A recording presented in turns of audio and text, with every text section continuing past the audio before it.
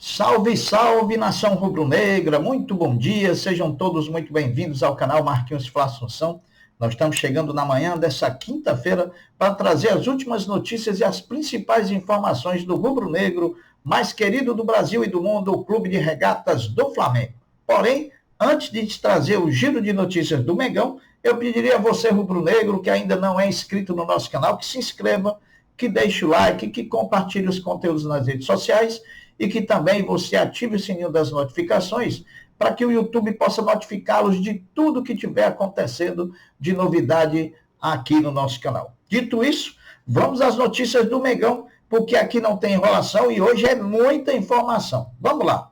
Vamos iniciar esse vídeo, meus amigos, fazendo uma análise fria e objetiva da vitória do Flamengo por 1-0 diante do Corinthians na noite de ontem no Maracanã. Vitória que deu ao Flamengo uma vantagem para o jogo de volta em São Paulo. O placar de 1-0 foi um placar mentiroso, como nós vamos ver ao longo desse vídeo. Flamengo 1, Corinthians 0, jogaram para um público presente de 47.052 torcedores, sendo desses 47 mil, 41.752 pagantes, que proporcionaram uma renda de R$ 6.450.065. Antes da partida começar, todos nós rubro-negros tínhamos a expectativa de uma melhora e de uma evolução do time do Felipe Luiz em relação à performance do time do Tite. Essa expectativa e a resposta para ela foi sim muito positiva. Podemos dizer que fizemos um grande primeiro tempo. Eu diria que só não foi um primeiro tempo perfeito, porque perdemos muitas oportunidades claras de gol. Poderíamos ter matado o jogo no primeiro tempo, não o fizemos, não deixando de exaltar também o grande jogo, a grande partida feita pelo cria, porém hoje goleiro do Corinthians, Hugo Souza, o Neneca. Feito um grande primeiro tempo, premiado com um belo gol do regular Alexandro, precisávamos voltar para o segundo tempo com a mesma intensidade, com a oportunidade de ampliar o placar. Jogamos igual o primeiro tempo até pelo menos a metade do segundo tempo, tendo oportunidades e novamente não deixando o Corinthians gostar do jogo. Após a metade do segundo tempo, caímos muito na questão física, o que aparentemente fez o Corinthians crescer. Ao final da partida, ficou um sentimento muito bom de ter visto um Flamengo como a torcida gosta de ver, sem falar no placar que, apesar de mentiroso, como eu falei no início, foi sim de vitória para o Mengão.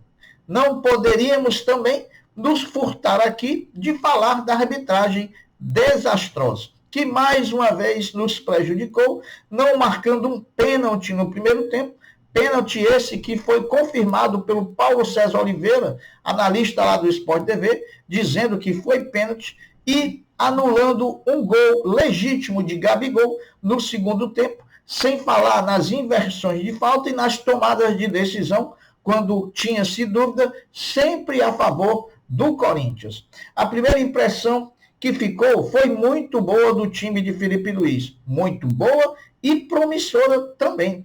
Dormiremos alegres por ter nosso Flamengo de volta e também pela vitória na partida de ida da semifinal da Copa do Brasil. Para o próximo jogo contra o Bahia, se houver folga amanhã, o técnico Felipe Luiz terá pelo menos 2 treinos a realizar, sexta-feira e sábado, antes da viagem a Salvador. Caso não haja folga, ele pode ter até 3 atividades em preparação para enfrentar lá na boa terra o Bahia. Com o resultado de vitória do Flamengo, está mantido o tabu do Flamengo de nunca ter perdido um jogo de ida nas semifinais da Copa do Brasil. Com a semifinal de hoje, agora são 18 semifinais jogadas pelo Flamengo em 28 participações na competição. São 11 vitórias em semifinais e 7 empates. O Flamengo nunca perdeu no jogo de ida das semifinais. E sobre o confronto com o Corinthians, nos últimos 11 jogos contra o time paulista, são 8 vitórias, 2 empates e apenas uma derrota para o time de Parque São Jorge. Começam a ser vendidos hoje quinta-feira, os ingressos para a torcida visitante na partida de sábado na Fonte Nova contra o Bahia. Os preços para a torcida visitante são de R$ 75,00 a meia entrada e R$ 150,00 a entrada inteira. Pelo 7º ano consecutivo, o Flamengo lançou uma camisa especial em referência ao Outubro Rosa, campanha para a prevenção e diagnóstico de câncer de mama. É o 2º ano seguido em que o clube faz ação em parceria com a Brasiline e com o INCA Voluntário. Daqui a pouco eu vou dizer o que é o INCA. Parte da venda será destinado ao INCA, que é o Instituto Nacional do Câncer. Meus amigos, o Flamengo agiu rápido e já tem um substituto para Felipe Luiz no sub-20 do Mengão. Kleber dos Santos, de 45 anos, é o novo treinador da categoria. Ele chega com Sandro Gomes, que será seu auxiliar, e que já trabalhou no Flamengo como scout do clube. Kleber tem longa história dentro do Flamengo, pois já foi treinador das categorias sub-11, sub-13, sub-15, trabalhou dessa forma em diversas categorias e já dirigiu a equipe do Flamengo na Copa São Paulo de Futebol Júnior, principal competição da base no Brasil. Meus amigos, o Conselho de Administração do Flamengo emitiu um comunicado aos sócios do clube, em especial aos eleitores que poderão votar nas eleições de dezembro, informando que foram protocoladas no Conselho de Administração 6 chapas concorrentes ao pleito de presidente do Flamengo, as quais agora serão encaminhadas à Comissão Permanente Eleitoral para verificação das condições de elegibilidade. Então, está aí 6 chapas inscritas para concorrer à eleição para presidente do Flamengo.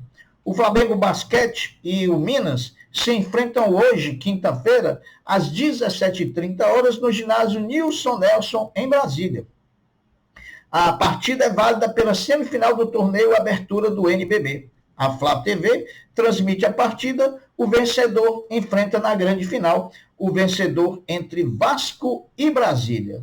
Meus amigos, estreando na Copa do Brasil Sub-20, ontem jogando na Gávea, o Flamengo enfrentou o Porto Vitória do Espírito Santo e venceu por 8-1, né? Avançando até as oitavas de final da competição. Marcaram para o Flamengo Felipe Tereza 2, Wallace 2, da Mata, Jean Carlos, Luciano e Fabiano. O próximo adversário do Flamengo nas oitavas de final da Copa do Brasil Sub-20 será o Goiás, que eliminou o Vasco da Gama. A decisão das oitavas de final, diferentemente dessa primeira fase, vai ser realizada em 2 partidas contra o Goiás. Uma no dia 16 e outra no dia 23. A CBF ainda vai fazer um sorteio para definir os mandos de campo, para ver quem joga primeiro em casa e depois fora de casa. Uma eventual classificação entre Flamengo e Corinthians para a final da Copa do Brasil, assim como também entre Atlético Mineiro e Vasco, já garante em seus cofres um valor de 31,5 milhões de reais, que é a premiação para o título de vice-campeão da Copa do Brasil. Já o campeão embolsará 73 milhões e meio de reais. É muita grana, né, pessoal? Muita grana. Com informação do vice-presidente geral e jurídico do Flamengo, candidato também a presidente do clube, Rodrigo Dunch, o clube, no caso o Flamengo, não concordando com a posição de Vasco e Corinthians sobre o jogo de volta das semifinais da Copa do Brasil, vai também entrar no STJD, Superior Tribunal de Justiça Desportiva, entra lá no tribunal como assistente da CBF. Então, vamos ver no que vai dar isso aí. Quer uma opinião? Não vai dar em nada. A CBF confirmou as rodadas 30 e 31 do Brasileiro, até por conta da mudança de data dos jogos de volta da Copa do Brasil. Diante disso, o Flamengo joga a 30ª rodada do Brasileiro contra o Fluminense no dia 17, às 20 horas no Maracanã, e a 31ª rodada contra o Juventude. O Flamengo joga às 19 horas, um sábado, no dia 26, contra o Juventude, também no Maracanã. Meus amigos, confira agora os números do atual técnico do Flamengo, Felipe Luiz, quando da sua passagem tanto pelo Sub-17 quanto pelo Sub-20 do Flamengo. Do Sub-17, foram 13 jogos disputados, com 11 vitórias e 2 derrotas e um título conquistado, o título da Copa Rio. No Sub-20, foram 17 jogos com 11 vitórias, 2 empates e 4 derrotas, também com o título mundial intercontinental de clubes no Maracanã. Meus amigos, e se a gente pensava que a vitória, a boa performance do time, a estreia de Filipe Luís seriam as únicas notícias boas, fomos surpreendidos com uma notícia que já esperávamos há algum tempo. Depois de negociar desde o início de agosto, Prefeitura do Rio de Janeiro, Caixa Econômica Federal, Flamengo e AGU, que significa Advocacia Geral da União, fecharam um acordo, sacramentaram o assunto e, finalmente, amanhã, o Flamengo vai tomar posse, sim, do terreno do gasômetro. E, metido na posse, podemos, enfim, fincar um mastro semelhante àquele que tem no CT Ninho do Urubu, colocar nossa bandeira, mostrando ao Rio de Janeiro que, em breve, ali será a nova casa do Mengão. Lembrando que, com a informação do GE, o acordo envolve a transferência dos CEPACs. O que é CEPACs, Marquinhos? É o Certificado de Potencial Adicional de Construção do terreno do gasômetro para outros terrenos na cidade do Rio de Janeiro, administrados pela Caixa Econômica Federal. E também haverá uma complementação financeira para o banco, que será para a Caixa Econômica, que será dividido entre o Flamengo e a Prefeitura do Rio de Janeiro. A parte que cabe ao Flamengo será de 23,9 milhões de reais, que vão ser pagas em parcelas durante 5 anos. Para encerrar, como o Flamengo já havia pago pelo terreno 138,2 milhões no ato do leilão, em julho, e mais 7,9 milhões após perícia judicial, com a complementação de 23,9 milhões, o terreno do gasômetro para o Flamengo sairá a um custo total de 170 milhões de reais.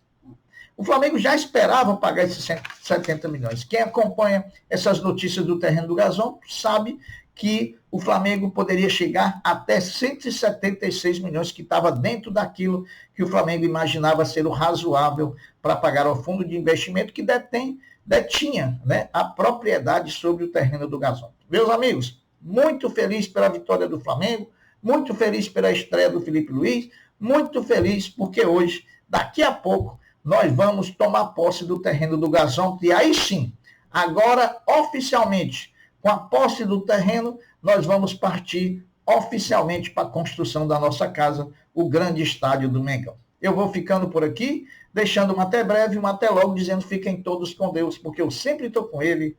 Saudações rubro-negras. Fui!